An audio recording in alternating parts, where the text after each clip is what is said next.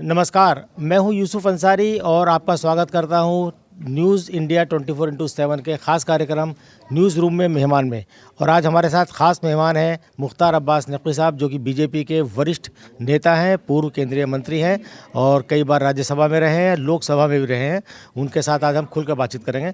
नकवी साहब, हमारे इस कार्यक्रम में, हमारे स्टूडियो में आपका बहुत बहुत स्वागत है। बहुत शुक्रिया यूसुफ भाई। नकवी साहब, लगभग 3 साल से आप एक तरह से कहें कि जब से आपने 6 जुलाई 2022 को आपका राज्यसभा का कार्यकाल पूरा हुआ था, मंत्री पद से आपने इस्तीफा दिया था, तब से आप पार्टी सिस्टम से एक तरह से बाहर है, सिस्टम में है। तो कैसा महसूस करते हैं? पूरी एक लंबा करियर आपका रहा है, उसके बाद अचानक राजनीतिक गतिविधियों से अलग। देखिए, इसमें पॉलिटिक्स में ना कोई बाहर होता है ना कोई अंदर होता है। ये आपकी सोच और आपकी जो है वो किस तरह की समझ है उस पर डिपेंड करता है। और पहले भी मैं जब पार्लियामेंट में लोकसभा में जीता, उसके बाद फिर हार गया, फिर मेरा 2-3 साल का गैप था, लेकिन मैं पॉलिटिकली और सोशली एक्टिव रहा। उसके बाद भी लगातार बीच बीच में ऐसा भी हुआ कि पार्लियामेंट में मैं नहीं रहा। इस देश में जो है वो अलग अलग सियासी पार्टियों में करोड़ों वर्कर हैं जो काम करते हैं। उनमें से जो है वो हज़ार भी नहीं होते जो पार्लियामेंट या असेंबलीज में पहुंच पाते हैं। इसलिए मैं मानता हूँ इसके आधार पर जो है वो किसी के राजनीतिक सक्रियता या राजनीतिक जीवन का आकलन मुझे लगता है नहीं किया जा सकता। और अगर इसका आकलन करना होगा तो फिर तो डॉक्टर लोहिया जो है वो एक बार पार्लियामेंट में जा पाए। पंडित दीनदयाल उपाध्याय कभी पार्लियामेंट में रहे ही नहीं। बाबा साहब भीमराव अंबेडकर एक बार पार्लियामेंट में रहे शायद। तो ऐसे तो तमाम रहे हैं महापुरुष जो कि पार्लियामेंट में ना रहने के बावजूद भी जो है वो राजनीतिक और सामाजिक क्षेत्र में सक्रियता के साथ काम करते रहे। तो इसलिए मैं इस चीज़ को नहीं मानता कि कोई पार्लियामेंट में नहीं है, असेंबलीज नहीं है, तो वो राजनीतिक रूप से जो है वो हाशिए पे है। ये ठीक है। नहीं, मैंने ये नहीं कहा राजनीतिक रूप से आप हाशिए पर हैं, लेकिन चूँकि आप बहुत ज़्यादा पॉलिटिकली एक्टिव रहे हैं और मेरे ख्याल में बीजेपी के पहले मुस्लिम प्रवक्ता आप ही बने थे। देखिए, वैसे मुस्लिम वगैरह का तो मैं नहीं कभी देखता। मैं तो एक वर्कर के नाते काम करा है मैंने। मैं जनरल सेक्रेटरी बना। पहला मैं जो है वो पहले जो है वो ये होता था कि भाई अगर इस कम्युनिटी का है, कोई मुस्लिम कम्युनिटी का है, तो स्टेट्स का इंचार्ज नहीं बनता था। मैं जो है वो दिल्ली जैसे स्टेट का इंचार्ज बना, हरियाणा का इंचार्ज बना, झारखंड का इंचार्ज बना, हिमाचल का इंचार्ज, एक लंबी श्रृंखला थी। और जनरल सेक्रेटरी बना। उस वक्त जनरल सेक्रेटरी सिर्फ 4 हुआ करते थे। मतलब अब तो जैसे 10-12 होते हैं, उस वक्त सिर्फ 4 होते थे। और उसमें एक जो है वो जनरल सेक्रेटरी ऑर्गेनाइजेशन होता था, यानी 3 हुआ करते थे। तो लगातार किया। उसमें मैं राजनीतिक क्षेत्र में मैंने जो काम किया है, उसमें जो है वो जो कुछ भी मुझे मिला, मैं उससे पूरी तरह से 100% संतुष्ट हूँ। यानी जो आपने पाया पार्टी के साथ जुड़ के, उससे आप पूरी तरह से बिल्कुल। देखिए, क्या है कि कहीं कोई ख्वाहिश रह गई होगी? देखिए, ऐसा है कि हज़ारों ख्वाहिशें ऐसे कि हर ख्वाहिश पे दम निकले। तो इसलिए जो है अब ख्वाहिशें जो है वो कभी किसी की कम नहीं होती, ना होनी चाहिए। ख्वाहिशों में किसी को जो है वो कोताही और कंजूसी नहीं करनी चाहिए। लेकिन हाँ, जो है वो जो आपको जिस क्षेत्र में और जिस मुकाम पर आप हैं, उसको आप जो है वो एंजॉय करिए। उस अच्छे दिनों को जो है वो आप अपनी धरोहर की तरह से देखिए और आगे जो है वो संघर्ष करते रहिए। कोई एक ख्वाहिश बता दीजिए जो अभी रह गई हो। जैसे अमूमन ऐसा होता है कि राजनीति में जब मंत्री पद से हटाने का मतलब या हटने का मतलब होता है कि भाई हम या तो संन्यास की तरफ जाएंगे या राजभवन की तरफ जाएंगे। तो उम्मीद की जा रही थी कि आपको किसी नहीं, राजभवन में हम देखेंगे। ऐसा संन्यास तो अभी मुझे लेना नहीं है, नंबर 1। और उसके अलावा जो है वो कौन कहाँ किस भवन में जाएगा, ये जो है वो आप नहीं तय कर सकते। या तो ये ऊपर वाला तय करता है, या जो है वो जो सिस्टम का जो है वो सबसे शीर्ष पर है वो तय करता है। इसलिए वो बहुत उसकी आप उस अभिलाषा में मैं बहुत से लोगों को देखता हूँ, कई लोग मुझे मिलते भी हैं, कहते हैं कि साहब वो जो है वो साहब मैं अभी कुछ नहीं है मेरे पास, ये नहीं है, कोप भवन में बैठे हुए हैं। क्यों बैठे हो भाई कोप भवन में? आप जो है वो जिस स्तर पर भी काम कर सकते हैं, जिस स्तर पर भी आप राजनीतिक क्षेत्र में कर सकते हैं, ठीक है, सामाजिक क्षेत्र में कर सकते हैं, ठीक है जी। तो मुख्तार साहब, आपका जो राजनीतिक जीवन रहा है वो बड़ा दिलचस्प रहा है। जो तो ये बताइए कि राजनीति में आने का ख्याल आपको कैसे आया, कब आया और कैसे आपने शुरुआत की? देखिए, मैं मानता हूँ कि राजनीति तो मैं जो है वो बहुत 16 साल 17 साल जी। से आ गया। और जयप्रकाश नारायण जी का आंदोलन चल रहा था उस वक्त, जो है वो समग्र क्रांति आंदोलन, उसमें सभी छात्र जो है वो युवा है। अब तो जेन जी की जो बातें होती हैं वो वास्तव में जेन जी आंदोलन जी, था। बिल्कुल, जेन ज़ी आंदोलन था। और मिसेस गांधी के खिलाफ, कांग्रेस के खिलाफ एक बहुत बड़ा विद्रोह था। और उस समय में कोई पॉलिटिकल पार्टीज़ का कोई बहुत ज़्यादा वर्चस्व नहीं हुआ था। जनसंघ रही हो या सोशलिस्ट पार्टीज़ रही हों या और भी जो कम्युनिस्ट पार्टीज़ हैं, वो कहीं पे ऐसा नहीं था कि राज्यों में उनकी सरकारें चल रही हैं या उनके जो है वो एमपीज़ और एमएलएज़ जो है वो पार्लियामेंट और असेंबलीज़ में जो है वो डोमिनेट कर रहे हैं, ऐसा नहीं था। लेकिन एक वो जुनून था और एक जज्बा था। और जनतंत्र का वो जुनून और जज्बा जो है, उसने मिसेस गांधी जैसी उस वक्त की ताकतवर जो शख्सियत थी, उनको जो है वो धाराशाही किया। तो उसमें हम लोग थे, जेलों में गए। तो इसलिए मुझे मतलब बाई एक्सीडेंट में नहीं कह सकता, मैं बाई चॉइस कहता बाय हूँ। चॉइस। तो आप बाई इमरजेंसी के चांस दौरान में पॉलिटिक्स में नहीं हूँ, बल्कि बाई चॉइस पॉलिटिक्स में हूँ। आपने बताया कि जेल भी गए, नैनी जेल में आप रहे थे इलाहाबाद की, तो क्या मामला था? किस मामले में आप जेल गए? कितने दिन वहाँ रहे और वो एक्सपीरियंस कैसा रहा आपका? कुछ नहीं, देखिए क्या है कि इमरजेंसी का वक्त था। पहले जो है वो हम लोग आंदोलन करते थे। आंदोलन कर कर के जो है वो जो है वो गिरफ्तारियां हों गिरफ्तारियों में जो है वो केसेस लगते थे। कभी डीआईआर लग गया, कभी मीसा लग गया, कभी उस पर लग दिया जाता था कि साहब ये तो रेल की पटरी उखाड़ रहे थे, तो कोई किसी के ऊपर कुछ, किसी पे कुछ, वो चलता था। वो तो खैर, ये तो एक सामान्य सा जो भी शासन होता है वो करता है। और उसके बाद जो है वो फिर इमरजेंसी ख़त्म हो गई। इमरजेंसी ख़त्म हुई, इलेक्शन हुआ। इलेक्शन के बाद जो है वो जनता पार्टी की सरकार बन गई सेंटर में। और यूपी में उस वक्त जो है 85 सीटें थी, 85 के 85 भी जनता पार्टी को मिल गई। तो ये एक तो शुरुआत। आपने पहला चुनाव मेरे ख्याल में 80 में या 84 में विधानसभा का लड़ा था फूलपुर से, 84। नहीं, मैं क्या है, पहला इलेक्शन बेसिकली तो वो तो खैर एक ऐसे ही शगुफे का इलेक्शन था। जो मेरा पहला इलेक्शन में 92 में लड़ा, एक तरह से 91 में, सॉरी, मऊ से, मऊ से। बीजेपी से। और वो मऊ से लड़ा। मऊ ऐसी कॉन्स्टिट्यूंसी थी जिस वक्त की कोई सोच नहीं सकता था कि साहब मऊ से भी बीजेपी का कोई होगा। तो मुझे भी लोगों ने बताया था साहब यहाँ तो 3-4 हज़ार वोट मिल जाए, बहुत बड़ी बात होती है। खैर मैं लड़ा, वहाँ पर जो है वो बहुत बड़ी तादाद में वोट मिला। फिर सब जीतता गया। फिर लोगों ने जुलूस निकाल दिया। वो 13 वोट से, 113 वोट से जो है वो हार गए। उसके बाद फिर 93 में भी लड़ा, फिर 98 में लोकसभा का जीता। तो ये सब सफ़र फिर 2009 में भी लड़ा। लगातार जो है वो चुनाव लड़ा भी, हारा भी, जीता भी। देखिए, मैं आपको बताऊं अपने दर्शकों को कि मुख्तार अब्बास नकवी वो शख्स है जो बीजेपी के टिकट पे बाबरी मस्जिद डेमोलिशन के बाद पहले शख्स हैं जो लोकसभा का चुनाव जीत कर आए, और वो भी ऐसी कॉन्स्टिट्यूंसी से, उत्तर प्रदेश के रामपुर से, जिसे मुस्लिम बहुल माना जाता है। मतलब 50% से ज़्यादा वहाँ मुसलमान हैं। तो मुख्तार साहब, हम जानना चाहेंगे कि तो आपने ये लोकसभा 98 में रामपुर ही क्यों चुनी? उसके पीछे क्या वजह थी और जीते कैसे आप? देखिए, मैं रामपुर चुनी नहीं, मैं पार्टी ने मुझे डिसाइड किया कि आपको जो है वो रामपुर से चुनाव लड़ना है। और रामपुर जाना आना रहता था, ताल्लुकात थे। लेकिन मेरा बहुत उस कॉन्स्टिट्यूंसी के बारे में, जैसे मऊ के बारे में कोई बहुत जानकारी मुझे नहीं थी। गया, लड़ा और बहुत अच्छी तरह से लड़ा। उसी तरह से रामपुर में भी मैं फ़र्स्ट टाइम गया, लड़ा। और उस वक्त जो है वो नवाब ख़ानदान की थी, वो एमपी बेगम नूर बानो। हाँ, उससे पहले उनके हस्बैंड एमपी थे। तो वो एक उनका जो है वो विरासत, सियासत की विरासत वाले लोग थे वो। तो बहरहाल वो जब गए तो मुझे भी नहीं लगता था कि जो है वो इतनी डिफ़िकल्ट कॉन्स्टिट्यूंसी में, और जैसा आपने कहा कि जो एक बहुत ही कम्युनली चार्ज्ड माहौल था, एक बहुत सांप्रदायिक तरीके से ध्रुवीकरण का माहौल था। और उसमें क्या होगा पता नहीं। बहरहाल लोगों के बीच गए, लोगों के बीच आए, लोगों ने पसंद किया। और आज भी मैं रामपुर से जीता उस वक्त, और रामपुर से आज भी मैं उसी तरह से जुड़ा हुआ हूँ, लोगों के साथ, लोगों के सरोकार के लिए काम करता हूँ।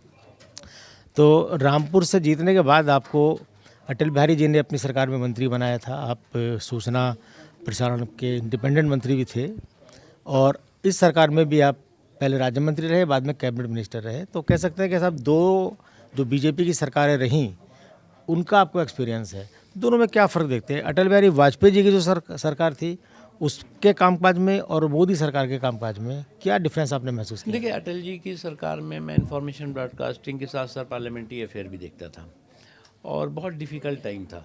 उस वक्त का अपोजिशन जो था वो नंबर तो थे ही उनके ज़्यादा, बहुत यूनाइटेड थे, बहुत अटल जी जैसा लीडरशिप थी और उसके सामने उनके सामने जो है वो उधर भी जो है वो बड़े जो है वो धुरंधर हुआ करते थे, जो अपोजिशन में भी होता था। तो बहुत डिफ़िकल्ट काम होता था, बहुत सरकार चलाना और फिर उसके बाद पार्लियामेंट चलाना, दोनों चीज़ एक बहुत लोहे के लोहे के चने तो चबाने बीजेपी के जो सहयोगी थे वही ब्लैकमेल करने पे लगे रहते थे नेचुरली, और क्योंकि पूर्ण बहुमत नहीं था मेरे ख्याल में अटल जी की उस वक्त 183 सीटें हाँ, बीजेपी की थी। देखिए क्या है कि बीजेपी की अकेली सीट जो है वो 170-80 के 183 करीब थी। 83 आई। उसके बाद फिर जो है वो और लोगों पे, सहयोगियों पे डिपेंडेंट हुआ। ये तो यूसुफ भाई, ये पहला मौका होगा जब कोई गैर कांग्रेस सरकार बिना कांग्रेस के रिमोट और किसी भी पार्टी के सपोर्ट के जो है वो पूर्ण बहुमत पाई हो मोदी जी के नेतृत्व में। ये पहला मौका है 2014। जी। 2014 में भी पूर्ण बहुमत मिला बीजेपी को अकेले, लेकिन बीजेपी ने मिल करके और मोदी जी ने मिल करके सरकार बनाई। उसके बाद 2019 में भी पूर्ण बहुमत मिला, 303 से ज़्यादा सीटें मिल गई। तो इसलिए जो है वो गठबंधन की सरकार रही, लेकिन इन दोनों अगर आप देखें तो दोनों में जो है वो जनता ने सीधे बीजेपी को जनादेश दे दिया था, जो कि लोग कहते थे इम्पॉसिबल। मुझे तो कभी कभी याद आता है कि अडवाणी जी कहा करते थे कि भाई देखो, बीजेपी जो है वो जैसे सिनेमा में जो है वो ए के हंगल साहब हैं, तो ए के हंगल को बहुत अच्छी जो है वो कलाकार हैं, उनकी जो है वो जो एक्टिंग होती है, जो उनका परफॉर्मेंस होता है, उसको फिल्मों में लोग बहुत सराहते हैं कि साहब क्या उन्होंने परफॉर्म किया है। लेकिन अकेले ए के हंगल के भरोसे जो है वो कोई फिल्म नहीं बन सकती, उसके लिए उसको कोई और हीरो चाहिए होता है। ए के हंगल साइड हीरो हो सकते हैं, तो बीजेपी कहते थे कि साइड हीरो है, ए के हंगल के रोल में है कि लोग तारीफ तो सब करेंगे लेकिन अकेले बीजेपी के भरोसे जो है सरकार नहीं बन सकती। ये एक वो वक्त था। आज ये हो गया है कि बीजेपी जो है वो एक हकीकत बन गई है। बीजेपी जो है वो आज नरेंद्र मोदी जी के, और मैं मानता हूँ कि यूसुफ भाई, नरेंद्र मोदी जो शख्सियत है, जो शख्स से शख्सियत बने हैं, वो सामान्य सी स्थिति नहीं है। एक तो राजनीतिक असहिष्णुता और स्पृश्यता के शिकार रही हैं। ये कोई, जो मैं ये बात कह रहा हूँ कि राजनीतिक असहिष्णुता और स्पृश्यता, ये विपक्ष की बात नहीं कर रहा हूँ खाली, पार्टी के अंदर भी वो उन्होंने बहुत झेला है। बहुत, आप तो इस बात के गवाह हैं कि उन्होंने पार्टी के अंदर भी उनको जो है वो बहुत ज़्यादा कई तरह के विरोधों का सामना करना पड़ा, लेकिन उसके बाद वो बिना रुके हुए, बिना थके हुए, जो उनकी तपस्या की ताकत और परिश्रम का परिणाम रहा है कि आज जो है वो बीजेपी एक ऐसी पार्टी बन गई है जिसे कि लोग कहते हैं कि ये सुशासन की, गुड गवर्नेंस की नेचुरल पार्टी है, स्वाभाविक पार्टी बन गई है। जब 2014 के चुनाव हो रहे थे उस वक्त आप बीजेपी में इलेक्शन कमेटी के इंचार्ज थे, इलेक्शन के इंचार्ज थे, और जहाँ तक मेरा ख्याल है आप चुनाव लड़ना भी चाहते थे रामपुर से, लेकिन आपको मौका नहीं दिया गया। 19 में भी आपको मौका नहीं दिया गया, तो उस वक्त आपने कुछ फील तो किया होगा कि भाई? नहीं, देखिए यूसुफ भाई, क्या हुआ 2014 में जो आप बात कर रहे हैं, तो मैं उसी वक्त जो है वो 2010 में राज्यसभा में आया था, यूपी से। तो फिर मोदी जी ने मुझे कहा कि देखो ऐसा है कि ये पहला है और मैं वो है, तो इसलिए तो आप चुनाव मत लड़ो, आप जो है वो इलेक्शन के इंचार्ज बनो। तो जो पहली मीटिंग उन्होंने रखी मोदी जी ने, जब वो प्राइम मिनिस्ट्रियल कैंडिडेट बने और कैंपेन कमेटी के वो चेयरमैन बनाए गए, तो उन्होंने कहा इलेक्शन मैनेजमेंट और कोऑर्डिनेशन का काम हम देखेंगे। तो खैर वो हुआ। उसके बाद फिर 2019 आया।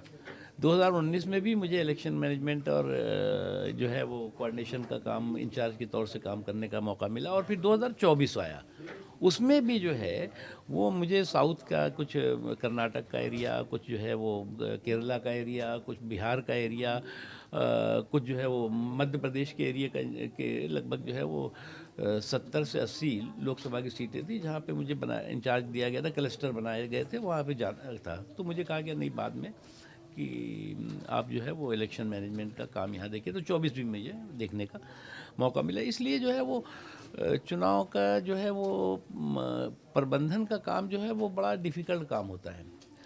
आज जो है वो बहुत पार्टी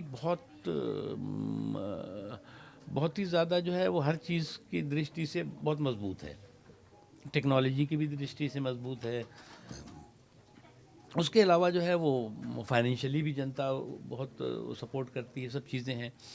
एक ज़माना था जब 2014 में तो बहुत डिफ़िकल्ट था। एक 10 साल लगातार जो है वो कांग्रेस की सरकार थी। उससे पहले भी जो है वो कांग्रेस एक बहुत दमदार जो है विपक्ष के तौर से हमेशा जो है वो अपनी उसने भागीदारी रखी। तो था, और मैं मानता हूँ कि जो भी जिम्मेदारी जहाँ जहाँ जब भी दी गई उसको सम्मान के साथ और समर्पण के साथ उसको किया। हाँ, लेकिन ये महसूस किया जाता है जब रामपुर में बाई इलेक्शन था, अमर आज़म खां के इस्तीफे के बाद सीट खाली हुई थी, तो ऐसा लग रहा था कि बीजेपी सीट जीतेगी। तो तभी भी नाम चला था आपका कि भाई आपको शायद मौका दिया जाएगा, और आपको अगर मौका दिया जाता तो बीजेपी जीती थी, आप भी जीत जाते। तो आपको मौका नहीं दिया गया, तो आपको लगता है कि भाई कहीं ना कहीं जो एक बीजेपी पर ये इल्ज़ाम है कि बीजेपी मुसलमानों को टिकट नहीं देती, या कम से कम ऐसे को टिकट नहीं देती जो जीत सकें अब, तो उनकी अनदेखी होती है। देखिए क्या है कि मैं एक चीज़ आपको बताऊं कि वो बहुत एक प्रचार है, चर्चा है कि साहब वो बाई इलेक्शन में जो है वो दो चीज़ें प्रचार होता है कि साहब आपको टिकट नहीं दिएगा, दूसरा ये आपने उसको मना कर दिया। दोनों चीज़ें गलत हैं। पहली चीज़ ये कि मैंने कभी भी वहाँ पर बाई इलेक्शन जो 1 साल के लिए होने वाला था उस पर मैंने कभी जो है वो पार्टी से जो है वो लड़ने के लिए इच्छा व्यक्त नहीं की थी, पहली चीज़। दूसरी क्या चीज़ है कि अगर मैं चाहता तो निश्चित तौर से मुझे पूरा यकीन है कि पार्टी जो है वो मुझे लड़ने के लिए कहती। लेकिन मेरा था कि अगर होगा तो आगे देखेंगे, लेकिन अभी उस वक्त जो है वो नहीं लड़ा मैं। तीसरी चीज़ क्या है कि एक चीज़ आपको समझना होगा कि मुसलमानों की जब बात आती है, देखिए एक चीज़ तो बहुत साफ़ है, आज जो है वो वक्त भी बदला है, माहौल भी बदला है, और इन वक्त और बदले हुए माहौल और परिस्थितियों में मुसलमानों को भी सोचना होगा। बीजेपी का 70% जगहों पर स्टेट में गवर्नमेंट है, सेंटर में है, और अभी मैं तो मानता हूँ कि जब तक बीजेपी नहीं चाहेगी तब तक कोई उसे हरा नहीं सकता। बीजेपी जो है वो अभी 50-60 साल कांग्रेस का जो है वो एक छत्र राज रहा, अब जो है वो कम से कम जो है 25-40 साल तो राज रहने वाला है। वो कहीं कोई जो है वो कन्फ्यूज़न मुझे नहीं दिखता एक चीज़। इसलिए मुसलमानों को भी सोचना होगा कि जो है वो आपके वोटों की कंजूसी के बावजूद भी वोट विकास में कमी बीजेपी ने नहीं होने दी।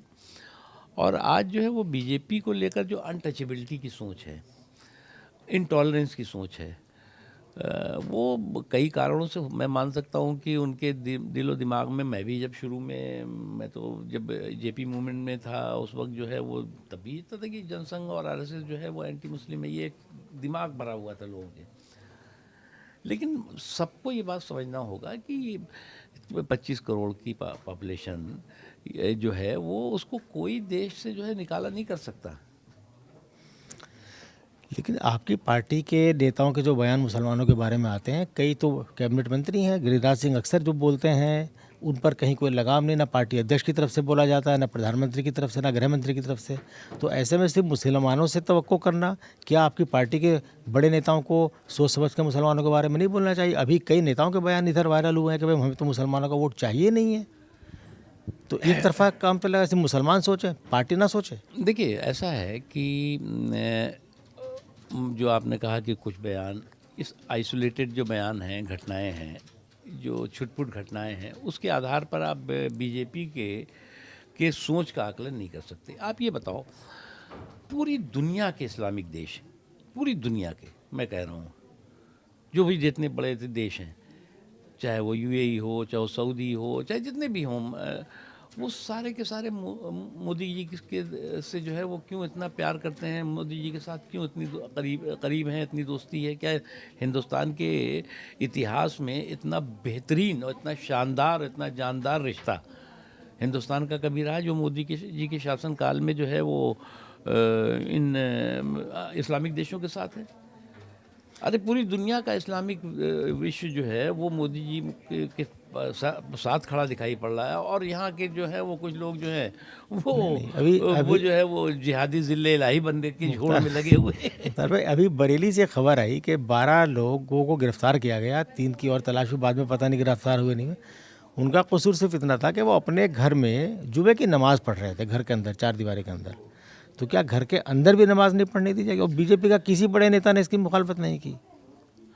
देखिए मैं एक बात बताऊं कि जब कोई किसी क्राइम को जो है वो कम्युनल कलर दिया जाता है तो इसी तरह का जो है वो बात का बतंगड़ दिखाई पड़ता है। अब क्राइम क्या हुआ होगा मुझे नहीं मालूम, उसके बाद उसका कम्युनल कलर आ गया, वो दिखाई पड़ने लगा लोगों को। उसके बाद उसमें जो है वो नमाज का भी तड़का लगा दिया कि साहब नमाज पढ़ रहे थे इसलिए कर दिया गया। तो मुझे क्या लगता है जो हकीकत से ज़्यादा फंसाने पे जो है वो हाहाकार चल रहा है। आपको याद होगा कि एक वक्त आया था कि लिंचिंग ही हो रही थी, कह रहे जिस देखिए साहब उसकी जो है वो ट्रेन पे लिंचिंग हो गई तो उसकी जो है वो कार में लिंचिंग हो गई तो उसकी। तो मैं मानता हूँ कि इस देश के पंथ निरपेक्षता या सेकुलरिज्म और जो है वो कॉन्स्टिट्यूशन की जितनी भी बेदर्दी और बेशर्मी के साथ कुछ जो है वो साजिशी सिंडिकेट ने लिंचिंग की है, उसका बड़ा नुकसान हुआ है, और उसका नुकसान सबसे ज़्यादा मुसलमानों को हुआ है। एक चीज़ इसलिए मैं देख रहा हूँ कि ये जो सीडो सेकुलरिज्म की अफीम थी उसका नशा धीरे धीरे उतर रहा है। अब ये जो छद्म धर्म निरपेक्षता की अफीम पिलाई गई थी ना कि साहब अगर बीजेपी आ गई, अगर आरएसएस आ गई और ये आ गई तो तुम्हारा जो है वो तुम्हारा वजूद ख़तरे में आ जाएगा, तुम्हारा इस्लाम ख़तरे में आ जाएगा, तुम्हारा ये ख़तरे में आ जाएगा। अब चलो आजकल अच्छा हुआ आप लोग कम से कम जो है वो, पहले क्या होता था कि एक जो है वो टोपी वाला बैठा ला और एक जो है वो तिलक वाला बैठा लिया, और जैसे मुर्गे लड़ाते थे वैसे लड़ाते थे। अब आजकल अभी कुछ दिनों से रुका हुआ है। आपका इशारा मैं समझा, लेकिन अभी उत्तर प्रदेश में देखिए शंकराचार्यों को लेकर के बड़ी बहस चल रही है। स्वामी अभिमुक्तेश्वरानंद शंकराचार्य हैं, उनको लेकर बड़ा विवाद चल रहा है, उनकी लीगल सैंक्टिटी है कि नहीं है। और अभी सरकार के 2 पक्ष आमने सामने हैं। योगी आदित्यनाथ जो मुख्यमंत्री है उनकी तरफ से कहा जा रहा है साहब ये शंकराचार्य नहीं, उनके करीबी लोग कह रहे हैं। और जो डिप्टी सीएम है केशव प्रसाद मौर्य वो उनको शंकराचार्य मान रहे हैं। और कल शंकराचार्य अभिमुक्तेश्वरानंद ने कहा कि साहब ये जो है केशव प्रसाद मौर्य ये अच्छे व्यक्ति हैं और मुख्यमंत्री तो इन्हें बनना चाहिए। देखो ऐसा है कि ये संतों का, महान संतों का जो है ये मैटर है, इसमें जो है वो हमारे जैसे लोगों का कूदना ठीक नहीं है। फिर भी कुछ तो राय आपकी होगी। नहीं, मेरी कोई राय नहीं है। वो संत हैं, शंकराचार्य हैं, सम्मानित हैं। हमारे देश में जो है वो सनातन संस्कार धर्म के जो है वो 4 शंकराचार्य हैं। वो जो शास्त्र हैं उसके आधार पर हैं और उनका सबका सम्मान है। उसके अलावा अब एडमिनिस्ट्रेटिव तरीके से क्या है क्या नहीं है वो तो एडमिनिस्ट्रेशन जाने। लेकिन उत्तर प्रदेश के जो एडमिनिस्ट्रेशन है यहाँ अक्सर ये बात उठती है कि वो मुसलमानों के ख़िलाफ़ बायस्ड है। जैसे पिछले साल जब ईद आई तो मेरठ में ये कहा गया कि भाई जो मुसलमान अपनी घर की छतों पे नमाज़ पढ़ेंगे या सड़कों पे नमाज़ पढ़ेंगे उनका हम पासपोर्ट तक जब्त कर लेंगे। लेकिन इस पर भी बीजेपी के कभी किसी बड़े नेता ने कोई ऐसी बात नहीं कही कि साहब ऐसी बात नहीं होनी चाहिए। अभी देखिए तो जो लोग कहते थे कि साहब जो है वो जो यूपी में एडमिनिस्ट्रेशन है जो दंगाइयों की कुटाई और ठुकाई और धुनाई कर रहा है वो जो है मुसलमानों के ख़िलाफ़ बायस्ड है। तो अब खुद ही कंट्रडिक्शन है। अभी कह रहे हैं शंकराचार्य जी के ख़िलाफ़ बायस्ड है, अब उसके पहले मुसलमानों के खिलाफ बायस्ड। तो ये मैं मानता हूँ कि देखिए क्या है, कानून को अपना काम करना चाहिए।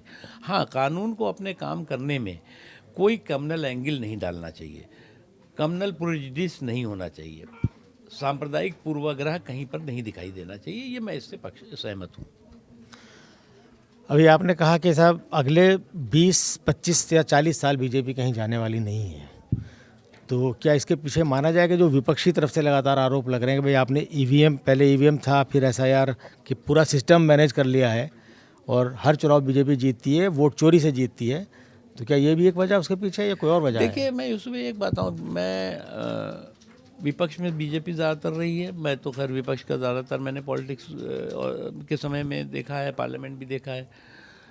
देखिए, जीत और हार को जब तक आप एक ही सिक्के के दो पहलू नहीं मानेंगे, जब तक नहीं मानेंगे जो जीता वो सिकंदर, जो हारा वो धुरंधर, तब तक जो है वो आप जो है वो इसी तरह से हार की हताशा में हुड़दंगी तमाशा करते हुए दिखाई पड़ेंगे। मुझे अफसोस कहना पड़ रहा है कि ये जो वयोवृद्ध पार्टी है, ग्रैंड ओल्ड पार्टी, इसकी जो सोच है वो आज भी जो है वो पूरी तरह से जो है वो कन्फ्यूज़न के कबाड़ खाने में कैद हो गई है। अब अगर कन्फ्यूज़न के कबाड़ खाने में कोई कांग्रेस और उसका कुनबा कैद हो जाएगा तो यही होगा। आपको जो है वो जनता ने इस बार तो जो है वो जम करके जनादेश दिया, छप्पर फाड़ करके आपको 99 सीटें मिल गई, मोदी जी की लहर में मिल गई। उसको आप संभाल नहीं पा रहे हैं, उसका आप सम्मान नहीं कर पा रहे हैं, आप उसका इस्तेमाल जो है वो पार्लियामेंट में अपना तर्कों और तथ्यों के साथ विषय को रखने में नहीं कर पा रहे हैं, और आप जो है वो डिबेट और डिस्कशन का हिस्सा बनने के बजाय डिस्ट्रप्शन का किस्सा साबित होते जा रहे हैं। आपको लगता है कि जिस तरफ से जो बात आपने कही कि भाई कांग्रेस में कन्फ्यूज़न है, अभी 5 राज्यों के चुनाव आने वाले हैं, लोकसभा चुनाव से पहले कुल मिला के 17 राज्यों के विधानसभा चुनाव होने हैं, आपको लगता है कि कांग्रेस जिस रास्ते पे जा रही है और जिस तरह वो विधानसभा चुनाव हारी है, लोकसभा में 99 सीटें जीतने के बाद कई चुनाव हारी है, तो जो मोदी जी का जो नारा है कांग्रेस मुक्त भारत का, क्या आपको लगता है कि 2029 के लोकसभा चुनाव से पहले कांग्रेस की किसी राज्य में सरकार नहीं होगी? देखिए, मैं एक चीज़ आपको बताऊं, कांग्रेस मुक्त भारत के लिए अब बीजेपी को कुछ करने की ज़रूरत नहीं है। कांग्रेस जो है वो अपने को मुक्त करना जो है वो देश को जो है से मुक्त, देश को कांग्रेस से मुक्त करने के लिए खुद कांग्रेस काम कर रही है। और आज अगर आप देखें तो कांग्रेस की लीडरशिप में पूरी तरह से कन्फ्यूज़न भी है, कंट्राडिक्शंस भी है और कन्फ्लिक्ट भी है। अब अगर किसी पार्टी और किसी लीडरशिप में कन्फ्यूज़न हो, कंट्राडिक्शन हो, कन्फ्लिक्ट हो, तो वो कहाँ पर पहुँचेगी, एक चीज़। दूसरी चीज़, आप सोचें तो कांग्रेस का आप समझिए, कांग्रेस को मैं मानता हूँ कि मैं कभी कांग्रेस के पक्ष में नहीं रहा हूँ।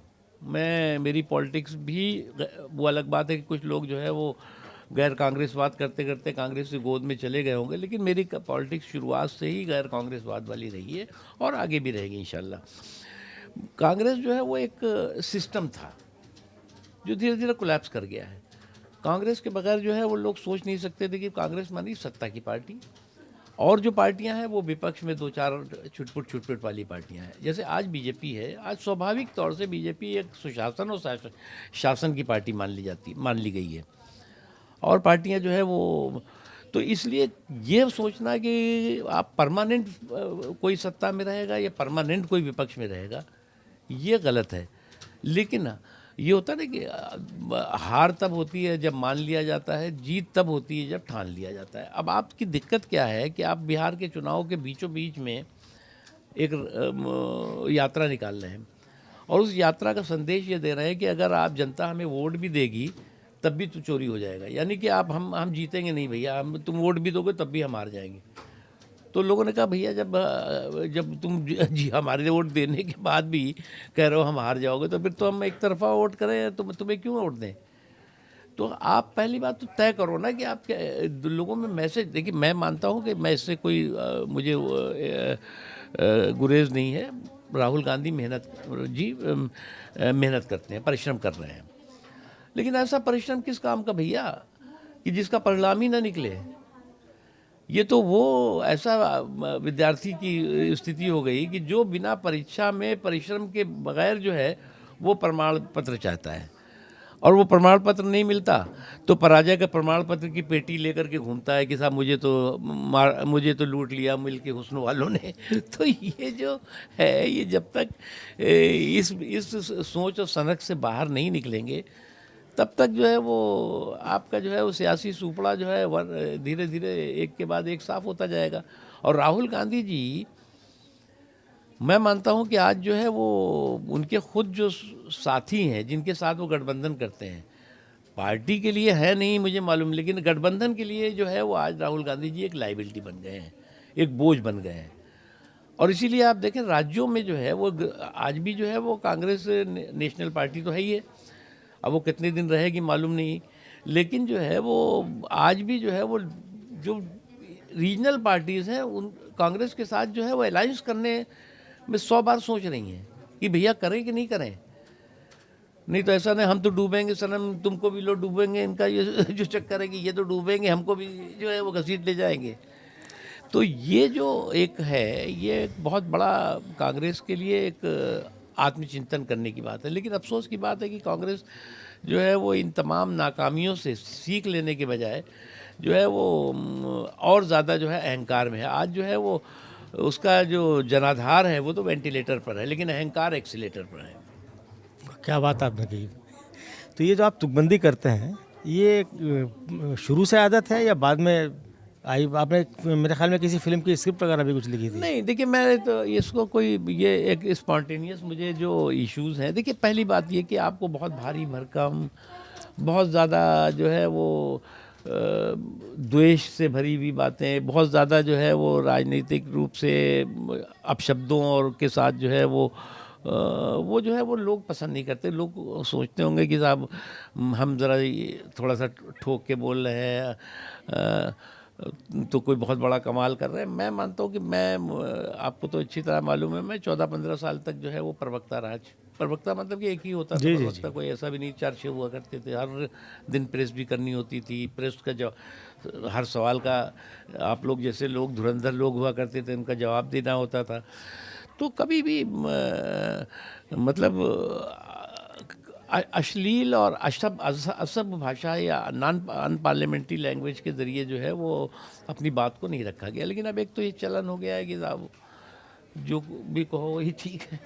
मुख्तार भाई, वैसे तो आपका पूरा राजनीतिक जीवन साफ सुथरा रहा है, आप पर कभी किसी तरह का कोई गंभीर आरोप नहीं लगा। लेकिन वो एक 2014 में हुआ था, साबिर अली पार्टी में आए थे तो आपने एक ट्वीट कर दिया था, उससे बड़ा बवाल मचा, उनकी पार्टी में शमूलियत रुक गई थी। वो तो थोड़ा सा एक मिस्टेकन आइडेंटिटी का इशू था, वो क्लोज हो गया। अच्छा, अब क्या फ्यूचर आप देखते हैं राजनीति में अपना? देखिए, मैं पॉलिटिकल सिस्टम में सक्रियता के साथ काम करता हूँ। देश में लगभग 15 दिन जो है वो विभिन्न जगहों पे दौरे वगैरह करता हूँ, जहाँ पर जो है वो पार्टी के भी कार्यक्रम होते हैं, सामाजिक कार्यक्रम भी होते हैं, डिफरेंट अलग अलग प्रोग्राम्स वगैरह होते हैं जहाँ पे मैं जाता रहता हूँ। और दिल्ली में भी सक्रियता के साथ जो है वो जो भी जिम्मेदारी रहती है वो काम करता हूँ। तो इसलिए जो है वो हम अपने इससे अब देखो, कुछ लोग होते हैं कि जिन्हें काम दिया जाता है, कुछ लोग होते हैं काम अपने आप निकालते हैं। तो आप तय कर लो कि भाई आप बैठे रहो कि कोई, हम काम का मतलब ये नहीं है कि हमें नौकरी कोई की बात कर रहा हूँ मैं, लेकिन ये है कि आपको काम खुद करे। क्योंकि कभी भी ये आप सोचो कि कोई आपको आगे बताएगा कि जी वो घर में बैठे हुए हो, आपके बगैर तो काम नहीं चल रहा है, तो ऐसा कभी नहीं होता। देखिए, ज़िंदगी के मेले दुनिया में कम ना होंगे, तो इसलिए दुनिया में ज़िंदगी के मेले कभी कम नहीं हुए हैं। उन मेले का में आप जो है वो किस रूप में अपने को फिट करते हैं, ये इम्पोर्टेंट है। मुख्तार साहब, आप जब मंत्री थे मोदी सरकार में, तो आपने माइनॉरिटी अफेयर्स मिनिस्टर के नाते कई अहम काम शुरू किए, मुझे याद है, और उससे बड़े फ़ायदे भी हुए। जैसे हुनर हाट आप एक लगवाया करते थे, फिर ये जो है वन डिस्ट्रिक्ट वन प्रोडक्ट वाली स्कीम भी आपने लॉन्च कराई। तो आपके जाने के बाद इन कामों की कहीं चर्चा नहीं होती, तो क्या वो सिलसिला रुक गया है? देखिए, उसका मैं क्या मानता फ़ायदा हूँ कि हुआ? हमारा देश जो है वो कौशल कुबेरों का देश है। यहाँ पर दस्तकार भी हैं, शिल्पकार भी हैं, कारीगर भी हैं, और समाज के सभी वर्गों में हैं। और ख़ास तौर से जो है वो इस तरह के दस्तकारों और शिल्पकारों और कारीगरों की संख्या जो है वो अल्पसंख्यकों में ज़्यादा दिखाई पड़ती है। उनको उनका जो हुनर था, उसको हुनर को जो है वो हौसला भी नहीं मिल रहा था और उनको मौका भी नहीं मिल रहा था, मार्केट भी नहीं मिल रहा था और मौका भी नहीं मिल रहा था। तो उस दृष्टि से जो है वो करीब 8 साल तक मैंने हुनर हाट के ज़रिए जो है वो 10 लाख से ज़्यादा दस्तकारों, शिल्पकारों, कारीगरों को रोज़गार के अवसर मुहैया कराएं। अब उसके बाद देखिए, सरकार की जो भी सरकार होगी, गवर्नमेंट ऑफ इंडिया, बीजेपी नहीं, मतलब कोई भी होगी, तो मतलब स्कीमें और योजनाएं और कार्यक्रम जो है वो बेहतरी के लिए जो है वो बेटरमेंट के लिए समाज के या उस वर्ग के बनते रहते हैं। तो अभी और भी तमाम कार्यक्रम हैं। अभी देखा होगा आपने कि प्रधानमंत्री विश्वकर्मा कार्यक्रम है। विश्वकर्मा का मतलब भी यही है कि जो इस तरह के दस्तकार, शिल्पकार, कारीगर है या और भी है। तो मैं जितना मैं कर सकता था, क्योंकि मेरी ये एक कॉन्स्टिट्यूशनल रिस्पॉन्सिबिलिटी थी, मैंने कभी इसके लिए जो है वो ये नहीं महसूस किया कि साहब मैं करूँगा तो मुझे कोई कहेगा तुष्टिकरण कर रहा है या जो है वो कर रहा है। ये एक क्योंकि देखो अल्पसंख्यक मंत्रालय बीजेपी ने कोई बनाया नहीं था, ये तो विरासत में मिला था। उससे पहले क्या था कि जो अल्पसंख्यक मंत्रालय था उसमें जो है पार्ट टाइम काम हुआ करते थे। वो समाज कल्याण विभाग का हिस्सा था। हाँ, पर तो उसके बाद 2006 में full बनाया। time, हाँ, तो जो कुछ कर सकते थे, और वो सारा कुछ जो है वो नरेंद्र मोदी जी के आशीर्वाद से और उनके प्रोत्साहन से होता था। आपने बात की कि साहब तुष्टिकरण वाले में, तो देखिए एक सच्चाई है कि बीजेपी की तरफ से आज पार्लियामेंट में, ना लोकसभा में ना राज्यसभा में, एक भी मुस्लिम सांसद नहीं है। एकमात्र मुस्लिम सांसद जिसे बीजेपी का कहा जाता है वो तो टेक्निकली राष्ट्रपति की तरफ से मनोनीत है, गुलाम अली खटाना, वो बीजेपी से जुड़े रहे हैं, लेकिन बीजेपी के टिकट पे कोई राज्यसभा में नहीं है, लोकसभा में नहीं है।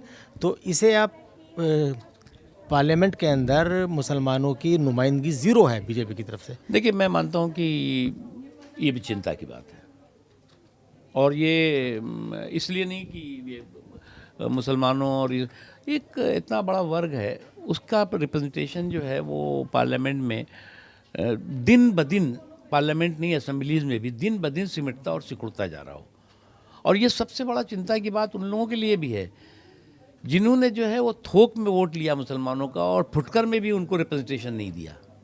बीजेपी की तो बात छोड़िए ना आप, बीजेपी ने को तो ना तो आपने थोक में वोट दिया है, और ना तो उनसे जो है वो आप थोक में जो है रिप्रेजेंटेशन की बात कर सकते हैं। लेकिन हाँ, उन पार्टियों के लिए भी चिंता की बात है। आप बताओ, कांग्रेस पार्टी एक समय था कि भाई मुस्लिम्स को भी रिप्रेजेंटेशन मिलता था, या जो और जो रीजनल पार्टीज़ हैं, आज जो है वो क्या स्थिति हो गई है। तो इसलिए मैं इसको जो है वो कोई आपकी पार्टी क्यों नहीं देती है? तुष्टि देखो, ऐसा है कि अब आपको मौका दिया, आप जीत कर आए। शहनवाज हुसैन को मौका दिया, वो जीत कर आए। जितना आटा उतनी रोटी। अब क्या मैं इसमें कहूँ थोड़ा सा आटा बढ़ाओ तो रोटी बढ़ेगी। तो आटा बढ़ाने की कोशिश आप लोगों ने की, वो कितना बढ़ पाया? कि देखिए क्या है, एक बहुत दिमाग में एक जहर है। मैंने एक चीज़ कही ना कि जो एक छद्म धर्मनिरपेक्षता की अफीम चटाई गई है, उस अफीम का असर जो है वो धीरे धीरे कम तो हो रहा है, लेकिन अभी ख़त्म नहीं हुआ है। और उस अफीम को, उसके असर को ख़त्म करने के लिए हमें भी 4 कदम आगे बढ़ना होगा, और 2 कदम जो है वो जिन पर ये असर है मुसलमानों में, उनको भी जो है वो 2 कदम आगे बढ़ना होगा। क्योंकि देखो, बीजेपी जो है वो एक हकीकत है। आपके वोट देने न देने के आधार पर बीजेपी की जो है वो राजनीतिक हैसियत और हकीकत जो है वो ख़त्म नहीं हो जाएगी। इसलिए जो है वो, इसीलिए मैंने कहा ना कि अब असर, फ़र्क आ रहा है, लोगों के दिमाग में भी फ़र्क आ रहा है। और बीजेपी से ये किसी को एक्सेप्ट नहीं करना चाहिए जिस तरह से कि कांग्रेस या और लोगों ने लगातार टिकट तो बहुत दिए, शुरू में रिप्रेजेंटेशन ही बहुत किया, लेकिन उनका सोशो इकोनॉमिक पॉलिटिकल एम्पावरमेंट क्या था? ज़ीरो था। सच्चर कमेटी बनाई गई, सच्चर कमेटी कहती है कि साहब ये तो मुसलमान जेल में ज़्यादा है, नौकरियों में कम है, सारी चीज़ें आपको मालूम है। तो इसलिए मैं मानता हूँ कि इस चीज़ों को जो है वो एक नए सिरे से आत्मचिंतन करने की ज़रूरत है, और ये बहुत ज़रूरी है किसी भी डेमोक्रेसी के लिए, लोकतंत्र के लिए। ये मस्ट है, क्योंकि आज जो है वो मुसलमान देश में हमारे कोई ऐसा नहीं है कि पेड़ पे बैठी हुई चिड़िया है कि हिलाया और उड़नछू हो गए। भाई, दुनिया का रहने वाले हर 10 मुसलमान में 1 मुसलमान भारत में रहता है। पॉपुलेशन वाइज भी देश की तरक्की की में बराबर का हिस्सेदार, भागीदार है। तो इसलिए हम आइसोलेट नहीं कर सकते किसी भी समाज। अच्छा, आप तो मुसलमानों के बीच रहते हैं, और मुसलमानों के बीच पार्टी की आइडियोलॉजी को ले जाने में आपका एक अहम रोल रहा है। आपको मौका दिया पार्टी ने, तो आपने जीत दिखाई।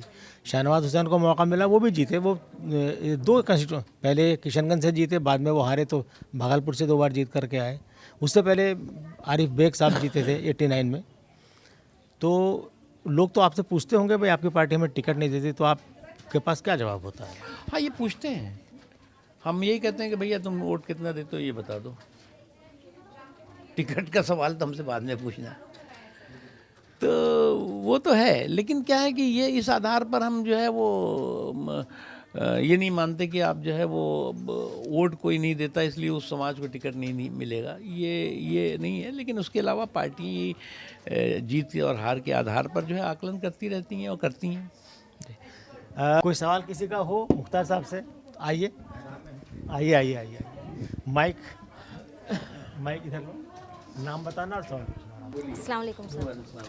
सर मेरा नाम समरीन है और मेरा आपसे सवाल है कि अभी जैसे बीजेपी पार्टी है, रूलिंग पार्टी है, ठीक है, लेकिन वो कभी एक तो मणिपुर के मुद्दे पे नहीं बोलती है। मणिपुर के मुद्दे को हुए 3 साल हो गए, चौथी साल इस साल हो जाएगी मार्च में, तो इस पे क्यों नहीं बीजेपी कभी बोलती है? देखिए, पहली बात यह कि मणिपुर के मुद्दे पर जो है वो होम मिनिस्टर साहब ने पार्लियामेंट में बहुत डिटेल में जो है वो वहाँ पर क्यों हुआ, क्या हुआ, सरकार की तरफ से क्या हो रहा है और क्या नहीं, सरकार उसमें क्या उपाय कर रही है, वो सारी चीज़ें करी। लेकिन वो उस वक्त कांग्रेस वगैरह के और पार्टियों का हंगामा हुआ, उन्होंने सुना नहीं, सुना करके चले गए थे। मणिपुर की जो अगर ऐतिहासिक हकीकत ये है कि कोई ऐसा तो है नहीं, पहली बार है वहाँ पे इस तरह का माहौल जो है वो बहुत बार इस देश ने देखा है, इंदिरा गांधी जी के समय में भी, उससे पहले भी, और उसका समाधान बहुत तेज़ी के साथ हो रहा है और जल्द से जल्द उसका समाधान होना ही चाहिए। सर अभी आपने रिसेंटली पश्चिम बंगाल की सीएम ममता पर एक बयान दिया था जिस पे विपक्ष ने आपको घेरा भी था, तो उस पर आप विपक्ष को क्या कहना चाहेंगे? नहीं, मैंने तो यही कहा, मैं तो यही कहूँगा कि भैया जो पश्चिम बंगाल की ज़मीन की हकीकत है, माँ, माटी और मानुष की एक ही आवाज़ आ रही है कि मतलब हर तरफ जो है वो ममता दीदी की विदाई का बैंड बाजा सुनाई पड़ रहा है। और वहाँ पर माँ, माटी और मानिश जो है वो यही कह रहा है कि बाबुल की दुआएं लेती जा तुझको सुखी संसार मिले, सत्ता की कभी ना याद आए, विपक्ष में इतना प्यार मिले। यही कहा था मैंने। Thank you so much sir. कोई और है? आ जाओ।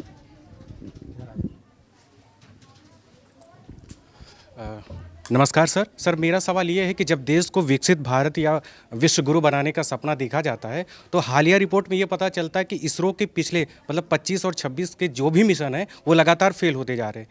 तो एक तरफ देश में मुस्लिम, हिंदू, सनातन इन सब मुद्दों पर चर्चा हो रही है, बल्कि इन पर नहीं चर्चा हो रही है कि देश के विकास में अंतरिक्ष में हम क्या योगदान देंगे। तो नहीं, इसरो के जो मिशन हैं वो उसका लगातार फेल नहीं हुए हैं, कुछ जो है वो कंप्लीट जो उनकी सफलता है नहीं हुई है। और मैं मानता हूँ कि जो हमारे साइंटिस्ट हैं उनकी क्षमता और उनका जो संकल्प है उसे हमें यकीन करना चाहिए, भरोसा करना चाहिए। और मुझे लगता है कि किसी भी तरह का जो है वो उनकी क्षमता पर हमें शक नहीं होना चाहिए। जी सर, धन्यवाद। नमस्कार सर, मेरा नाम स्वाति सक्सेना है। सर मेरा सवाल ये है कि जैसे कि बिहार में नीट छात्रा की सर हत्या हुई और उसके बाद एक और छात्रा की सर हत्या हुई हॉस्टल में। सर जब बिहार चुनाव था तब एनडीए ने दावा किया था कि अपराध पर सर लगाम लगेगी, तो क्या लगता है आपको अपराध पर लगाम लगी सर? देखिए, मैं मानता हूँ कि इस तरह का जुर्म और जुर्म करने वाले पर किसी तरह का भी जो है वो सुरक्षा कवच कोई भी सरकार हो उसे नहीं देना चाहिए। और अगर इस तरह के जो क्रिमिनल्स हैं, जो क्राइम करने वाले लोग हैं, उनको जो है वो कानून के दायरे के तहत जो है वो कड़े से कड़ी कार्रवाई होनी चाहिए, इसमें कोई कोताही नहीं होनी चाहिए। सर एक सवाल और पूछना चाहूँगी सर। जिस तरह से ये जो धर्मांतरण का सर मामला चल रहा है, जैसे कि अभी लेटेस्ट हम अब देख रहे हैं सर, ये मिर्ज़ापुर में सर जो जिम के ज़रिए जो लड़कियों को धर्मांतरण करवाया जा रहा था, और सर मुरादाबाद में भी हमने ये देखा सर, लगातार जो धर्मांतरण के मामले आ रहे हैं सामने सर, इस पर सर बुलडोज़र कार्रवाई तो हो रही है सर, इसके अलावा सर और क्या सरकार को करना चाहिए? मैं मानता हूँ कि धोखे के साथ, धमकी के साथ, या जो है वो धन के बल पर, फ्रॉडलेंट हो, फंडेड हो या फोर्सफुल हो, ये इसका धर्मांतरण का जो है वो कोई भी धंधा अगर कर रहा है तो उस धंधे वालों की जड़ तक पहुंचने की ज़रूरत है, और कहीं से भी हो रहा हो उस पर कार्रवाई होने की ज़रूरत है। सर जी सर झांगुर बाबा जो इतना सर मामला सर हाईलाइट हुआ था सर, उसके बाद भी लगता है अपराधियों में सर डर पैदा नहीं हुआ है। अब देखिए क्या है कि ये अपराधी तो बड़े जो है वो चालाक होते हैं और ये अपराध के नए नए रूप और नए नए रंग के साथ करते हैं। अब मैं मानता हूँ कि भारत में जो इस तरह के धर्मांतरण की घटनाएं हैं वो तो हाईलाइट हो ही जाती हैं, लेकिन अगर जनरल आप देखें तो बहुत पहले मैं बचपने से ही सुनता रहा हूँ कि जो उस एक टाइम था मिशनरीज के बारे में कहा जाता था, फिर अभी ख़त्म हुआ, फिर ये आया, लेकिन ये बहुत छुटपुट घटनाएं हैं। लेकिन इसके लिए कानून के प्रावधानों का जो है वो जहाँ पर हैं वो उसका लागू होना चाहिए, जहाँ नहीं है वो और सख्त होने चाहिए। Thank you so much. कोई और सवाल पूछेगा? नहीं, सवाल छोटा रखना। नमस्ते सर, मेरा नाम मिक्की है। मेरा सवाल आपसे ये था कि सर हम जिन सांसदों को चुन के भेजते हैं लोकसभा में, सर उनका वहाँ पे जाके वो शोरगुल में हमारे जो जनता के मुद्दे हैं उन्हें भूल जाते हैं। सर क्या कारण है कि संसद की कार्यवाही बहुत कम समय तक रहती है और प्रोडक्टिविटी केवल 10 से 15% रहती है? मैं इससे बिल्कुल आपसे सहमत हूँ, और मेरा ये सौभाग्य रहा है कि मैं अटल जी के टाइम में भी पार्लियामेंट्री अफेयर मिनिस्ट्री देखता था, मोदी जी के दोनों समय में भी मैं पार्लियामेंट्री अफेयर का भी काम देखता था। ये बात बिल्कुल फैक्ट है कि जो एमपीज़ होते हैं, जो चुनकर आते हैं, उनकी जो सबसे बड़ी इच्छा होती है कि वो पार्लियामेंट में जो उनकी योग्यता है, जो क्षमता है, उसको वो प्रदर्शित भी करें और अपने क्षेत्र के, अपने देश के तमाम जो मुद्दे हैं उन पर वो हिस्सेदारी, भागीदारी कर सकें। लेकिन अनफॉर्चुनेटली अगर आप देखें तो इस दौरान जो है वो पार्लियामेंट में जो है वो हार की हताशा में हुड़दंगी तमाशा ज़्यादा दिखाई पड़ता है। चर्चा कम होती है और चुहल ज़्यादा होती है।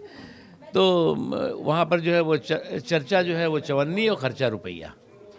सर एक सवाल और था मेरा आपसे। सर जो युवा पीढ़ी है जिन्हें हम जेनजी के नाम से जानते हैं, सर वो इन मुद्दों में कम पड़ती है, हिंदू मुसलमान के मुद्दों पे। वो चाहती है कि देश में विकास की बात हो, शिक्षा की बात हो, अच्छे इंफ्रास्ट्रक्चर की और हेल्थ केयर अच्छा सिस्टम बने। बिल्कुल सही है। देखिए क्या है कि कोई भी देश जो है वो, हमारा देश तो दुनिया का सबसे नौजवान देश है। अब जनजीव तो बात हो रही है, हमारा देश तो सबसे ज़्यादा नौजवान देश है। हमारे देश में जो है वो, हमारा देश का नौजवान जो है वो आध्यात्मिक भी है। हमारा देश का नौजवान जो है वो साइंस के प्रति भी जो है उसका रुझान है, और धार्मिक आधार पर जो है वो ध्रुवीकरण का जो रिवाज और मिजाज है वो धीरे धीरे टाई फिश हो रहा है। सर आपके माध्यम, थैंक यू सर। आप भी हो? जी, हेलो नमस्ते सर, मेरा नाम शिल्पा है। एक्चुअली मेरा सवाल ये है कि टीएमसी बंगाल में मतलब वो हमेशा जीतती आ रही है, अभी बीजेपी ने वहाँ किला फतेह नहीं किया है, तो क्या इस बार क्या रणनीति है बीजेपी की? देखो ऐसा है कि अगर आप देखो तो मोदी जी के शासनकाल में बड़े बड़े लोगों के जो गढ़ हैं वो गड्ढे में चले गए जी, क्योंकि उनके जो तपस्या की ताकत और परिश्रम के परिणाम है, उसने जो है वो उन्हें सुशासन का एक क्रेडिबल ब्रांड बनाया हुआ है, और उसी का नतीजा है कि लोग आज सुशासन के साथ खड़े हो रहे हैं। और मुझे यकीन आ रहा है कि बंगाल में इस बार जो है वो कुशासन की री एंट्री पर जो है वो नो एंट्री का बंगाल की जनता ने बोर्ड लगा रखा है, और वही होगा। तो आपको पूरा यकीन है कि इस बार बीजेपी ही आएगी? मुझे लगता है कि यही होगा। आशा करती हूँ। मुख्तार साहब, अभी हमारी जो सहयोगी थी स्वाति, उन्होंने धर्मांतरण से जुड़ा मुद्दा उठाया और आपसे सवाल पूछा, आपने जवाब भी दिया। लव जिहाद को लेकर के बड़ा देश में बवाल है, कानून बनाने की भी मांग हो रही, कई राज्यों में बने भी हैं कानून। समाज में कई तरह के सवाल उठते हैं, बीजेपी पर सवाल उठते हैं, आपको लेकर सवाल उठते हैं। और ये देखिए, बीजेपी में जितने बड़े मुस्लिम नेता रहे हैं, सिकंदर बख्त रहे हों, आप हों, शाहनवाज भाई हों, इन सबका अंतर धार्मिक विवाह है। लोग ये कहते हैं भाई बीजेपी जो आम मुसलमान हिंदू लड़कियों से शादी कर रहे हैं उनके तो बुलडोजर चला रही है, और बड़े नेताओं को दामाद बना के रखा हुआ है। देखो भैया, हमने तो लव किया है, जिहाद नहीं किया है। तो अब जिन्होंने जिहाद किया उनसे पूछो।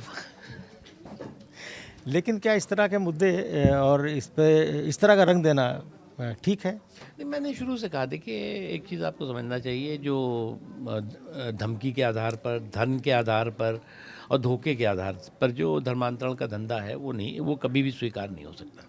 जी, मुख्तार साहब, आप हमारे स्टूडियो आए, तमाम सवालों के खुल के जवाब दिए, हमारे भी और हमारे सहयोगियों के भी। इसके लिए आपका तहे दिल से बहुत बहुत शुक्रिया। बहुत-बहुत और उम्मीद शुक्रिया। करेंगे आप फिर हमारे स्टूडियो में आएंगे। बहुत-बहुत और धन्यवाद। आपको हाँ यहाँ आकर कैसा लगा, सवाल सुन के ये भी थोड़ा सा बताएं। बहुत अच्छा है। आपका जो है वो बहुत अच्छा न्यूज़ इंडिया का जो स्टूडियो है, बहुत टीम है, और पूरे देश में और दुनिया में जो न्यूज़ इंडिया जो है वो समाचार के क्षेत्र में, मनोरंजन के क्षेत्र में, खेल के क्षेत्र में, सांस्कृतिक जो गतिविधियों हैं उसके क्षेत्र में जो दुनिया को जो है वो जानकारी दे रहा है, वो बहुत अद्भुत है। उसके लिए बधाई। बहुत बहुत शुक्रिया।